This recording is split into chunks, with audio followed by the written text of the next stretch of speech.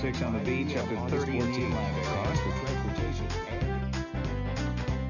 Hi, this is John Schofield, and you're listening to Jazz Inspiration, Coast to Coast.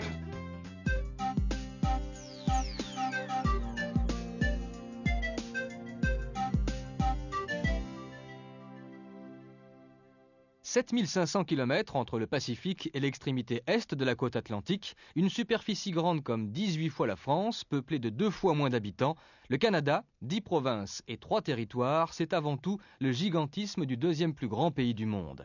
6 fuseaux horaires, quand il est midi à Vancouver, il est 16h30 à Saint-Jean-de-Terre-Neuve. Terre-Neuve-Labrador, une seule province, séparée en 2 parties par le détroit de Belle-Île. Terre-Neuve, la pointe est du continent américain. C'est la première terre du Nouveau Monde à avoir été touchée par les conquérants européens. Une région sauvage, totalement orientée vers une mer rude et omniprésente. Ce sont les Vikings qui les premiers prirent pied à Terre-Neuve et au Labrador. C'était il y a 1000 ans. Il faudra attendre le XVe siècle pour que les pêcheurs anglais et français se lancent à la découverte de cette terre aride, habitée seulement par une faune exceptionnelle.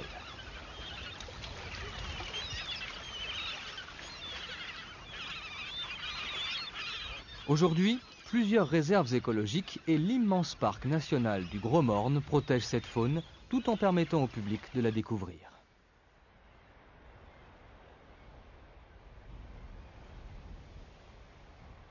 On imagine que les Vikings se sont sentis en terrain familier lorsqu'ils s'aventurèrent dans les fjords à la Scandinave qui composent avec les côtes extrêmement découpées les plus spectaculaires paysages de la province.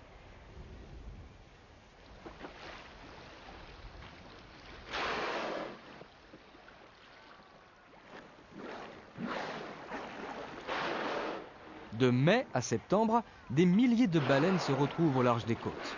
On ne les chasse plus. Il y a longtemps que les chasseurs de baleines se sont reconvertis à d'autres activités. Averti ou profane, le visiteur trouvera ici la possibilité d'être en prise directe avec la nature, au rythme qu'il choisit.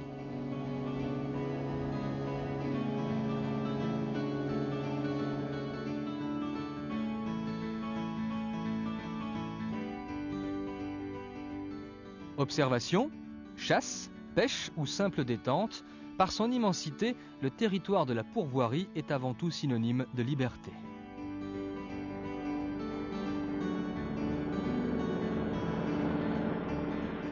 Créées au départ à l'intention des chasseurs et des pêcheurs, les pourvoiries ont désormais aussi une vocation de centre de loisirs, des loisirs orientés vers la nature. Comme activité première ou majeure, si on veut, c'est évidemment la pêche.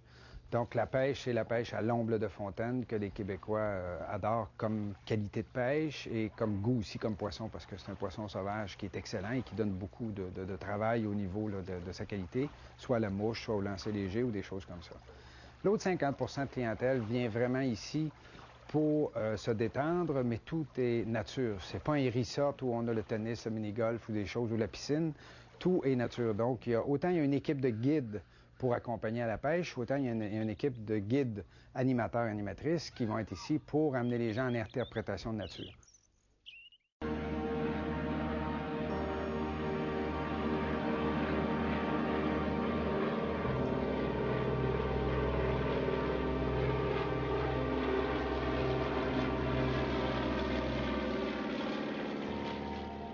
Au Québec, les saisons font partie intégrante du patrimoine naturel et culturel. Nul ne peut prétendre connaître la province sans avoir vu septembre allumer les érables et le blanc du silence prendre possession des Laurentides. Gilles Vigneault disait « Mon pays c'est l'hiver », alors attention, l'hiver au Québec, ça vit.